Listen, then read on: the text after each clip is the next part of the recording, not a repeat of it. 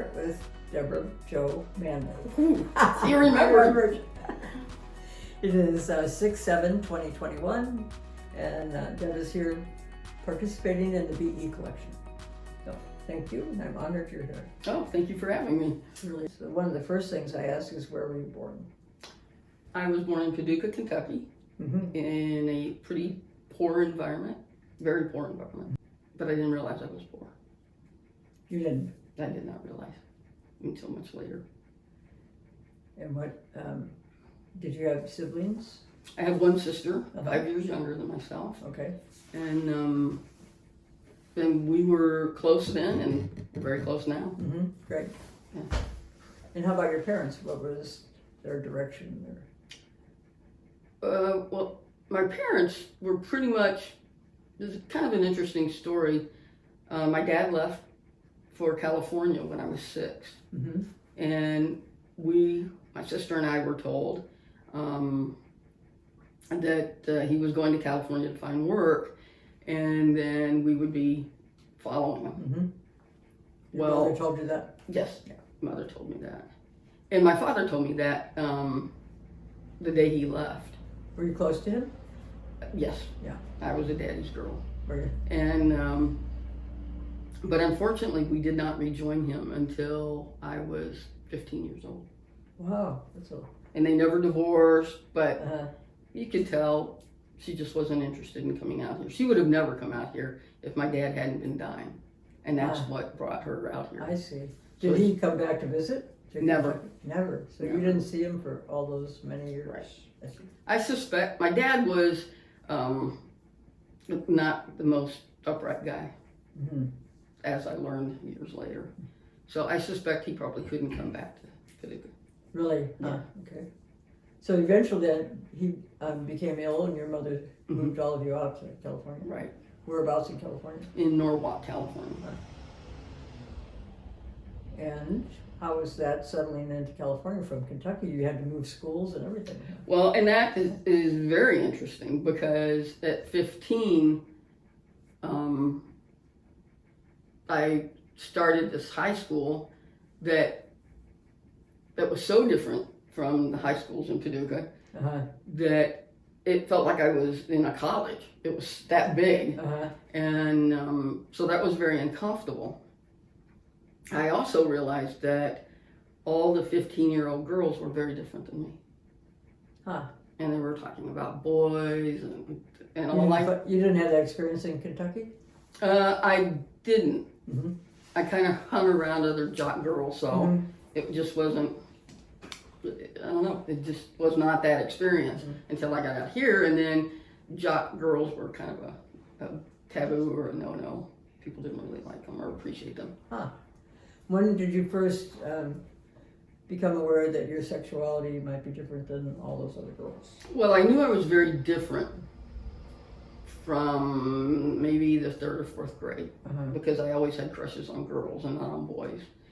And to be honest with you, which is kind of a strange thing, the first few years, quite a few years of my life,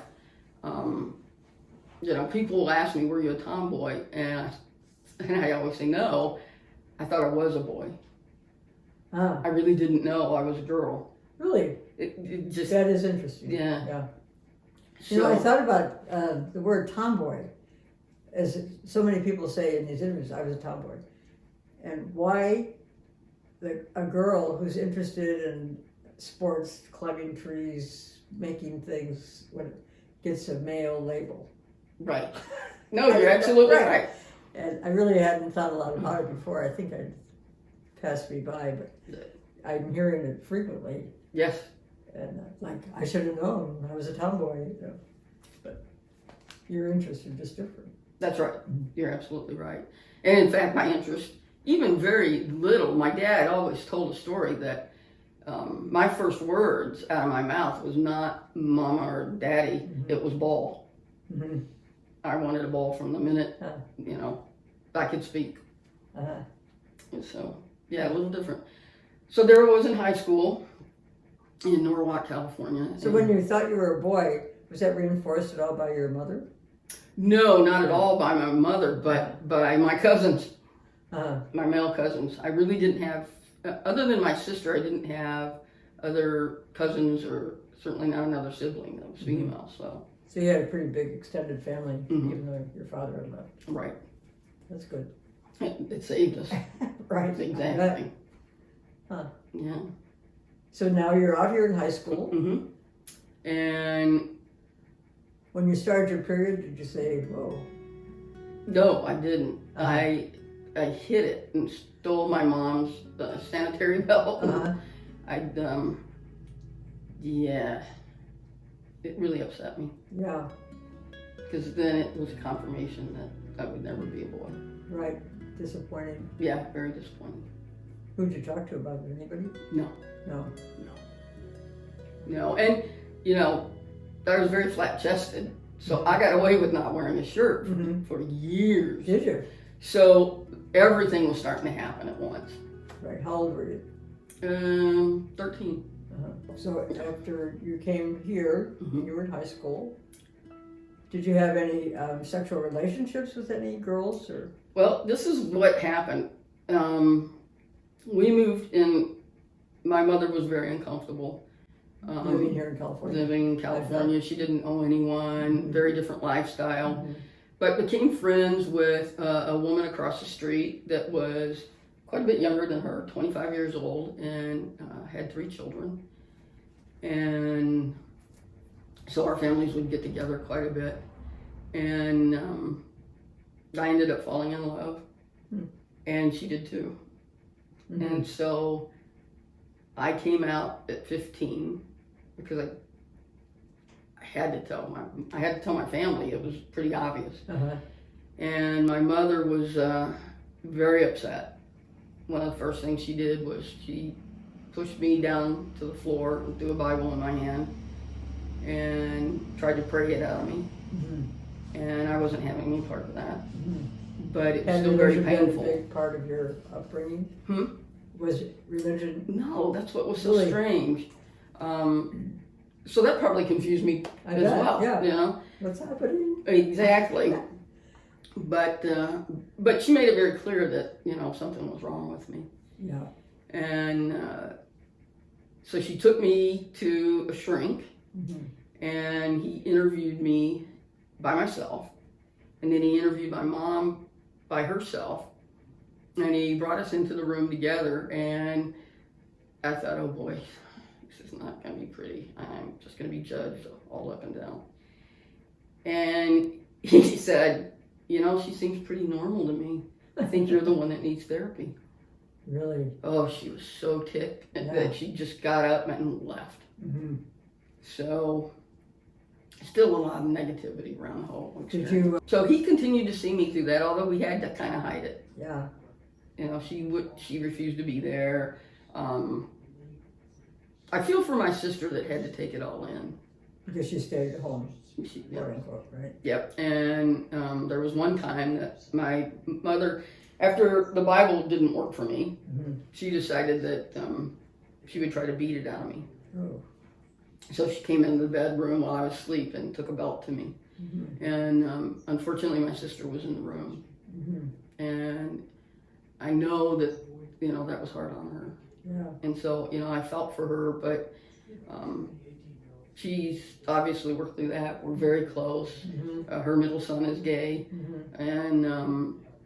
And wow, I'm so happy that she had the experience with me, Right. that she is so accepting of her gay son and encouraging and Uh-huh. That's great. would protect him, through everything. How old is he now? 25. Oh, good age. Yeah. So was that the first time your mother was battering, or Mm-hmm. really? Never, always very loving towards me Huh. before that. So it was hard. Mm-hmm. It was very hard. But, she worked through, I have no clue how she worked through it, but I do know one thing. She ended up going to 2, I don't know if they were workshops, classes, or what, with PFLAG. Oh, wow. So somebody directed her. Somebody did, and I had Advantage of nothing being to in do with it. California. Yes, Right. exactly. Mhm. And so after she did that, and I didn't know this until quite a few years later, but after she did that, she started to see me a little bit, and a little bit more, and then we saw each other more and more, and in fact, I'm happy to say that she came to my wedding, and we had our mother-daughter dance. And, oh my gosh. Yeah, it was. Good for her, huh? Yeah. Good for both of you. That's wonderful. So it was great. I remember when you told that story about when she would do Christmas, making those prints. Oh. Yeah, and she tried to do it out here in California for my nephews, but no snow. No snow. Exactly.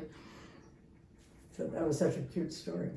Tell that story. Oh, okay. Well, my mother. Now that we have a kind feeling for your mother. My mother. If you looked in the dictionary next to Christmas, her picture's there. Really? That was her holiday. That was. I mean, we grew up so dirt poor, and a lot of. We didn't have a lot of things, but what I learned later was, our dinner might be broth and a piece of bread with some white beans, and that would be dinner. And I found out later that she would squirrel money away, and then would give us a catalog at Christmas and ask us what we want, and she always got us pretty much what we wanted, but never what we needed, because she wanted that to be special. Right. She would try to take care of our needs through the years, or through the year. And did she work? She worked 2 and 3 jobs. Oh, she did. Wow. Because my father wasn't Yeah, working. he's gone, right? Yeah, and then he was sick, so she worked a lot. I mean, she did everything for her children. So when did she put those footprints on the? So then I forget what years it was, but and it was quite a few years. So at Christmas time, typically, not always, but typically it would snow, and not a whole lot. Kentucky doesn't get a lot of snow. It's not like Chicago. Right. But it would snow, and we didn't have a fireplace, but we had a brick wall on the outside of the apartment building that we lived in. And what she would do after we went to bed on Christmas Eve, if it had snowed, is, I don't know where she found it, but she found a stick with reindeer feet. And so, she would put out milk and cookies. I've seen that. Yeah. Actually. Oh, have you? I haven't seen it all these since. little catalogs. No, funny. And so she would go out, and I don't know if it was the night before, because if it snowed, it would cover up. So maybe early in the morning. Probably. And she'd go out, and as tall as she could go, she'd put those feet prints up. Well, we were small. And so she would say, I don't know if Santa's been here, but maybe you could run outside and check for footprints. Oh my gosh. We'd go out and scream, and then we'd run to the tree. That's great. So, yeah. And you could see the joy in her eyes. I didn't know it at the time, but just reflecting back, when we would run in, I would see the joy. And so the 3 of us were very happy. So how long did you stay in the commune? A couple years. Wow. Huh. A couple of years. Weren't supposed to, but it was supposed to be a transition house. But a lot of positive things happened to me there. I'd obviously quit school, and school was, well, first off, all my schooling was never a positive experience for me. In the 2nd grade, I honestly thought school was there for social reasons. I didn't realize you were supposed to learn. And I was just thinking back the other day that one whole week in my 2nd grade, one whole week, every single day I had to write 100 sentences. I will not talk. Really? Yes. Oh my gosh. So must have taken a good part of the day. Well, after I got home, it did, and I had to turn them in, and that's brutal. It is brutal, and I think, it took me a long time to talk. Yeah. Because it got beat in, or not beat, but it just got ingrained in me. Do not talk, do not talk. And when you would bring it in, did you get reinforced for the great job you did?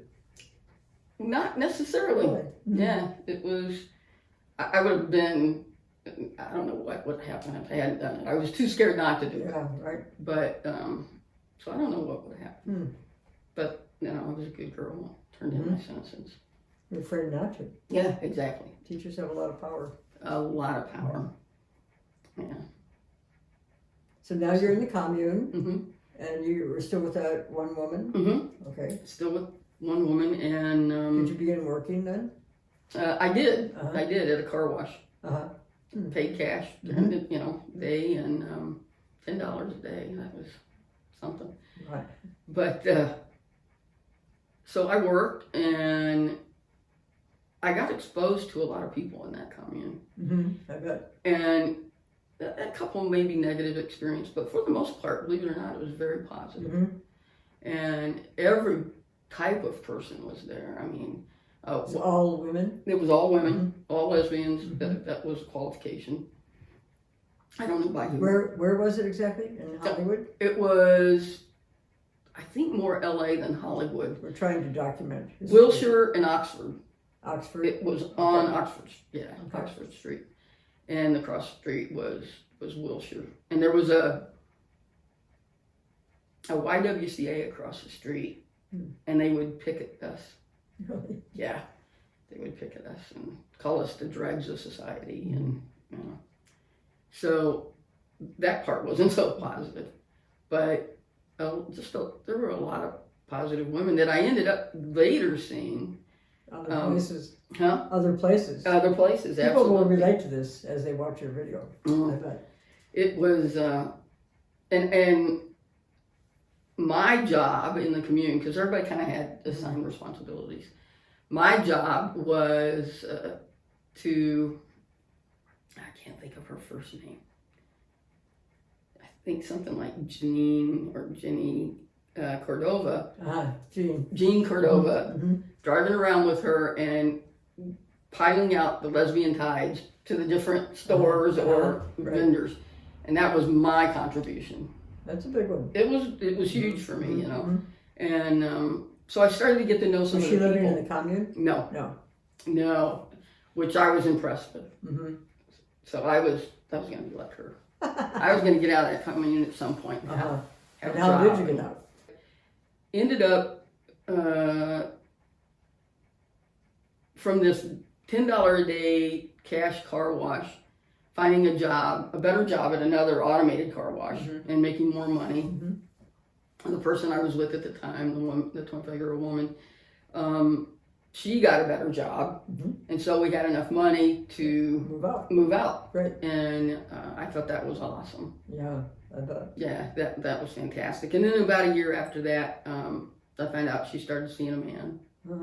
And so I was Where did you obviously move devastated. That was in Hollywood, on Hobart. And so I had to figure out what to do. Yeah, so what did you do? I looked for a better job, and found a job in Glendale, so I knew I had to move closer to Glendale. And got the job. I think everything. Well, I'd like to really do X, so I'll try to get that direction going for myself. No, I did not have that. Have you to date? I have found out that I'm the happiest when I'm changing careers. Really? And I've had a lot of different careers. So you're an entrepreneur of change. Yeah, pretty much. That? I like that. I like that. And I have been an entrepreneur. I ended up owning an olive oil and balsamic shop, and how did you get interested in that? That was crazy, kind of. My corporate career was coming to an end. What was that? I ended up being, I had several careers in corporate. I discovered that I like to talk again. And so I went from compliance, quality assurance compliance, and was a senior manager. And then I said, I need to talk more. Because I wanted to. Right. And I found out I really love people. And so I went to the dark side and became a sales manager. And same company? The same company, which was, this company was phenomenal to me. As the senior sales manager, my territory was the entire United States, so I traveled a lot. Wonderful. And what was the company's purpose? We predominantly made, it was a ceramics company. and it was a technical ceramics company. So we made everything from components for blood cell separators to military night vision goggles. So you had to acquire a lot of knowledge. Exactly. And it was fascinating to me, so I was like a sponge and I absorbed it. But like I said, I got to travel the entire United States. Wonderful. And our corporate offices were in England, so I went to England several times. And then and took advantage of that. And then actually, during one of those business trips, my wife took me to Ireland for a week. Really? So is she from Ireland? Nope. Nope. She just said she knew that I was English and I'd been to England, and she also knew that I had 25% Irish in me. So she said, "Well, we're going to cover the bases." Okay. So we did that and had a blast. Did you meet her while you were in this job? No, I had actually transferred from that company to a much smaller company because I wanted to be a big fish in a small pond, and I met her at work. An interesting situation. We had not come out as a couple, and they wanted her to transfer to Northern California, to Hayward, and so we were trying to figure this out. And quite frankly, we were a very new couple, so she was fearful that I wouldn't leave my family, but because I was in love and truly in love, I couldn't imagine not traveling with her, not being with her. So I said, which was not an easy thing to do. I went to my family and said, I'm transferring, but we had to finagle that with our current company because they didn't really need me in Hayward, California. I see, right. So I don't know how she did it, but she sold us as a package. Good for her. Yep. And keep her. Yeah, absolutely. So we moved to Hayward. They must have known. I mean, we always they think knew. a little. I know they knew. Absolutely, they knew. Oh, I know. But they appreciated that we didn't bring it up. That we didn't bring up our sexuality at all, or that they told you that. No, not directly, but somehow they made it known, and they made it known that we probably would be very limited in our career options if we came out. Now, really? Yeah, and one of the sad things, and of course you're going to interview Jen, and she'll probably tell you this, but in the event she's forgotten, later so we were with them for at least 10 years together with the company. And I was starting to leave the company due to a couple health issues. And I wanted to be an entrepreneur, but I also realized that, oh crap, I'm going to give up all my benefits, my health benefits and everything. So so she went to her boss and said, I know our benefits packages are out of England, but I'm going to ask them that, you're covering everybody else's spouse. Right. And we were domestic partners at that point. So I want Deb under my policy. And they came back with, no, our insurance policies are out of England, and we don't do that in England, so that's a no-go. Well, she pushed it a few more times, and it ultimately ended up no, but also ultimately what ended up was her position got eliminated after 35 years. Really? Oh my gosh. That is tragic. And everybody kept telling us, take them to court, take them to court. So what year was that? Oh boy, I don't remember. Approximately.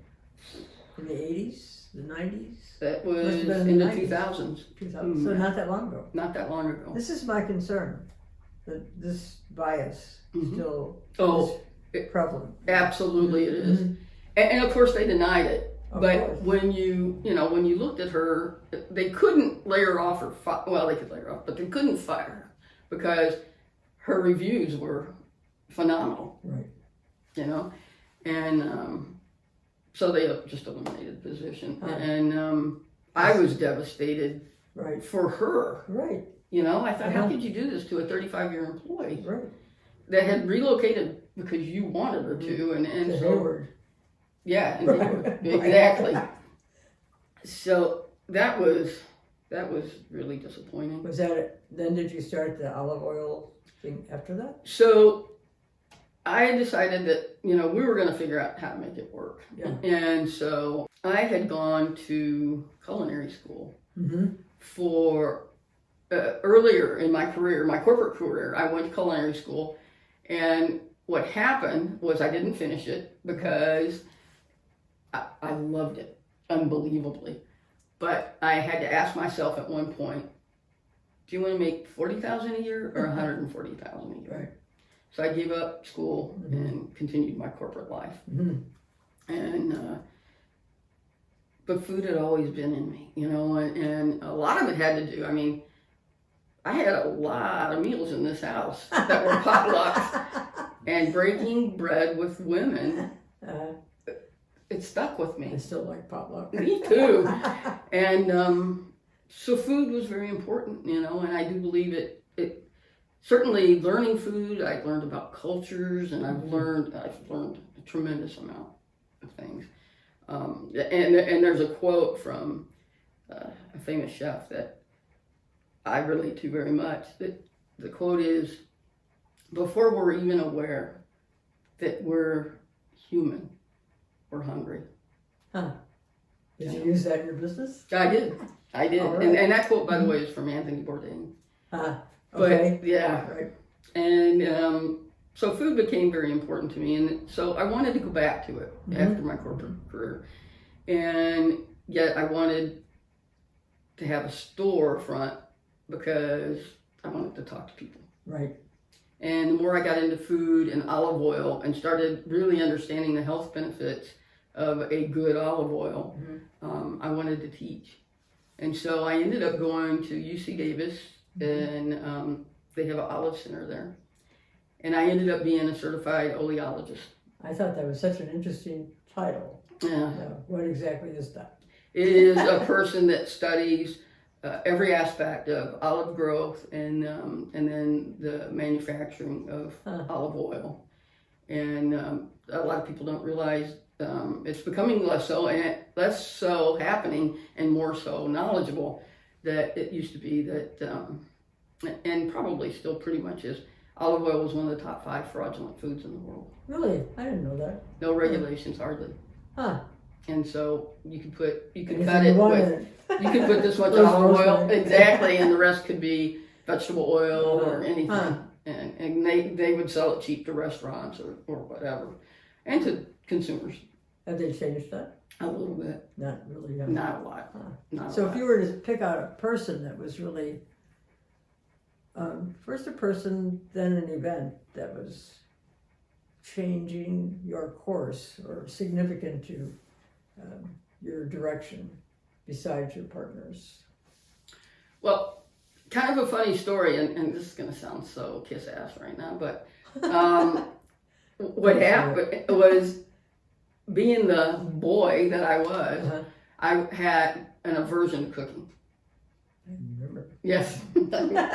Yes, Linda did all the cooking. I was not going to touch that stove. There was no part of me going to do that. And I don't know how we got into conversation, but I was actually in conversation with Marge. Mm-hmm. And she said to me, you do realize some of the most famous cooks are chefs, and they're male. The majority are male. It never dawned on me. So all of a sudden I thought, oh, okay, it's okay to cook. Right. So, because you were still a boy. because I was still a boy, exactly. And it didn't change who I was. Right. And so she changed that for me. And I was not only allowed to pursue it, but I was allowed to have a great passion about it. Oh, interesting. Yeah, it was, I don't know, I can't imagine me without that now. It's such a big part of me. Exactly, and it's such, and in our store, I taught cooking classes. Did you? I've been on TV several times. One of my bucket lists actually was to do a cooking demonstration with the mirrors behind and microphone and have an audience. Well, And I was able to do it at the Auburn Home Show. And oh, let's see that. I will. Just put a little I'll do excerpt that. of it. And I was very pleased because I let everyone know after I finished it that it was on my bucket list, and there were about 50 people in the audience, that it was on my bucket list, and I thanked them. And all of a sudden, I was overwhelmed because I got a standing ovation and everybody clapping. Did you? I did, and I was a mess after that, but so rewarding. So that's a good event. That's what, okay. Yeah. I like that. But, without Marge saying it was okay, I would have never done that. She was a good role model. Very good role model for me. Specifically for me. Yeah. So what's your direction now? What's your... Well, I'm retired, believe it or not. You think you'll still do classes though? People are begging me to, so. I do it. You love people. And Yeah, I do. Yeah. But believe it or not, in my retirement, I'm incredibly busy. I'm the vice president of the Divide Chamber of Commerce. But I felt an obligation to give back because I was given, I can't even tell you how much the community gave to me. So I said, I need to give back now that I'm retired, and then the pandemic hit. It gave me great joy to give back, and I'm still giving back. Don't stop. Huh? Don't stop. I don't think I can. A year or so ago, with another woman, we started up the Cool in the next town, Pilot Hill, Fire Safe Council. So I'm a co-chair of that. You are busy. And I am busy. And one of the things that I realized is that I live in a HOA with a big retirement community. And many people are, have a hard time walking or wheelchair bound. And I thought, how are these people going to get out if there's a fire? Right. And so, and quite frankly, there was no evacuation plans. There was nothing. So we like to live in denial. Oh boy. And sometimes when I'm in the process of all of that, I wish I was in denial. Yeah. Sounds good. I think the entrepreneur is a good occupation for you. Yeah, it was. Because you're open to everything. Exactly. Which is, it's great. And I think if you were to give a young person advice, open to everything is good. Absolutely. Be open and including the kind of people that you surround yourself with. I feel very fortunate that I've had a lot of diverse people in my life, and it was good for me. So if you were to know that you were going to die tomorrow or soon, what would you like to be remembered for? That I loved people. That you loved people. Yeah.